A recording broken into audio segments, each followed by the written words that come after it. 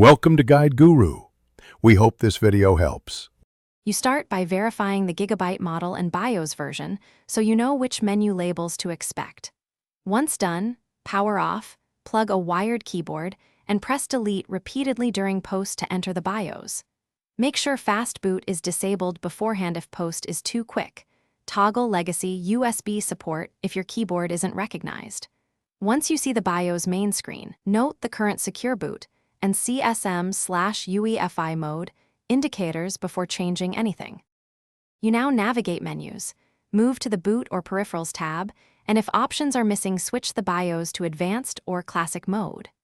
Once in Advanced view, find the Secure Boot submenu. Gigabyte often nests it under Windows OS configuration or BIOS features. You should see Secure Boot Control and Secure Boot Mode. Change Secure Boot Control to Disabled or set OS type to Other OS or Legacy. Make sure CSM is enabled only if you need legacy boot devices. You finish by saving changes with F10 and confirming the reboot. Watch post for any boot errors. Once the system boots, confirm the OS loads and check in BIOS that Secure Boot shows disabled. If the system fails to boot, power off and clear CMOS or restore defaults, then re-enter BIOS to re-enable Secure Boot temporarily. As a troubleshooting tip, if a new OS won't boot, toggle CSM or switch the boot entry from UEFI to the correct boot device and try again. Thanks for watching.